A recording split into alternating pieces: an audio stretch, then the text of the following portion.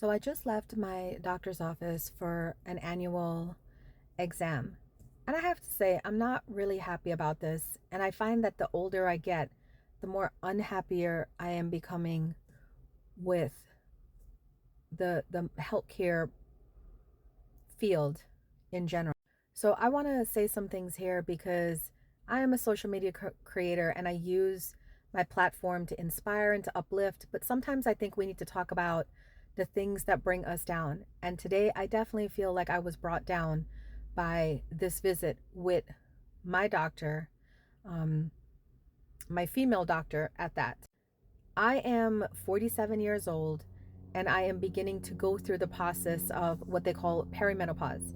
Now, for those of you that don't know, maybe younger females watching this video, there is not a lot of talk or research or knowledge about perimenopause. There's a lot about menopause, and there's a lot about women in their motherhood years, but that little weird in between space, you know, perimenopause, there seems to not be a lot. And I know because I've been looking, I've been talking to doctors, I've been researching on the internet, and it just seems to be this weird space that we have symptoms and we don't know what's going on. Now, my case in point, I know you guys can see my double chin from here. I am definitely an overweight woman. All right.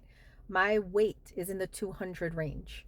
And I say that because what I'm about to say next is something that most women probably in their 40s can identify with and understand. It's not my lifestyle.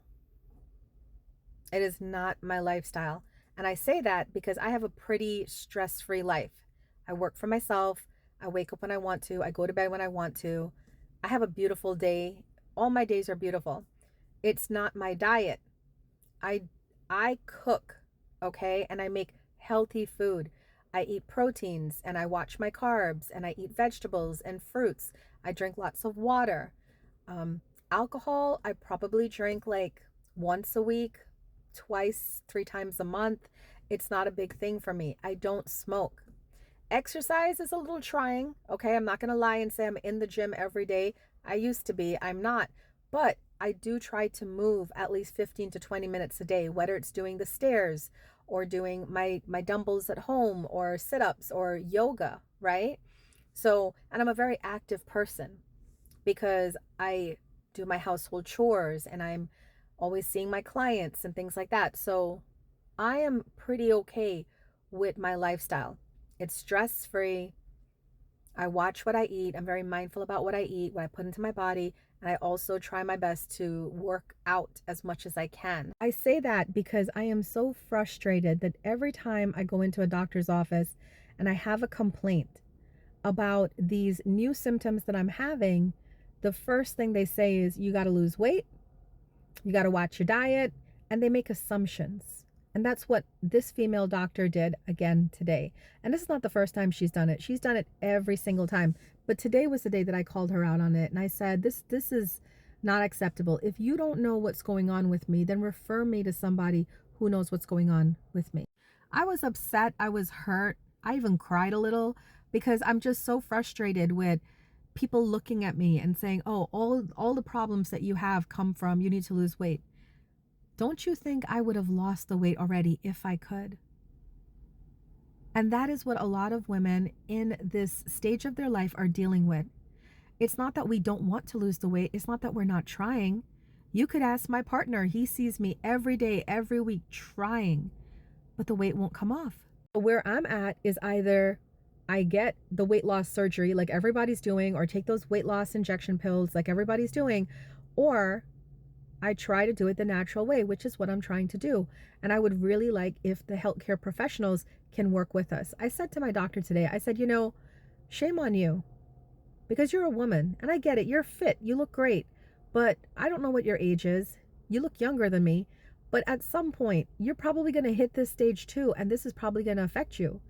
And I would hope that your doctor wouldn't say to you, well, change your diet and work out, when that's all you've been doing and it's just not working.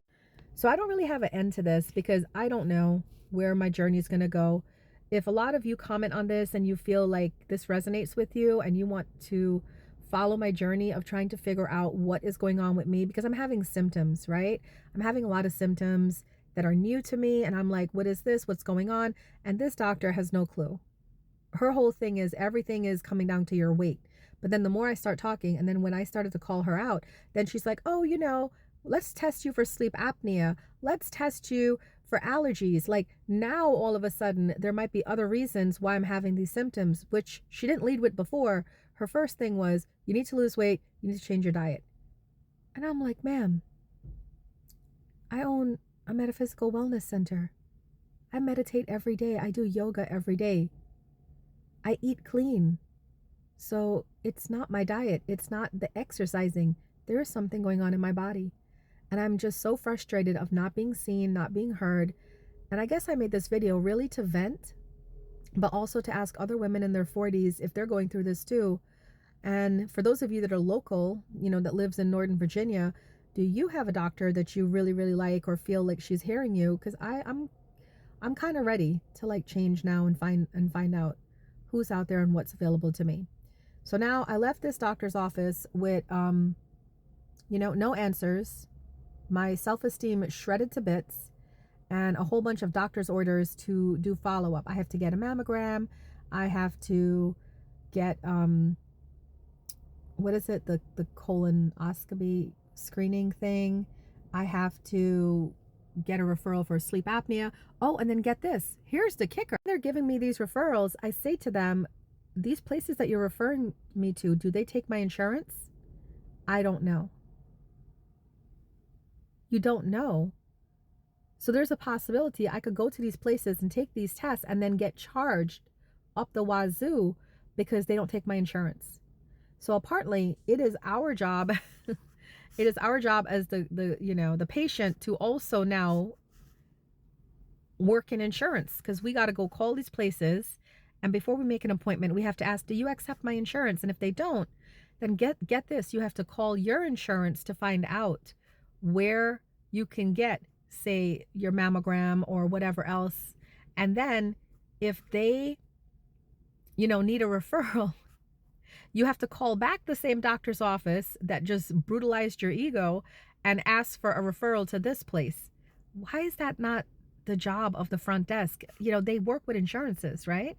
So shouldn't they have like a list of referrals for each insurance so that you can know, okay, this person has, this insurance, let's refer her here. I don't know.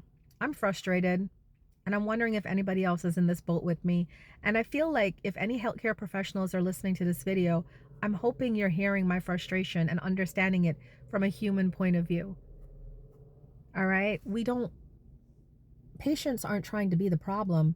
We just want to get in, get out, and do what we need to do to take care of ourselves, our mind, our bodies.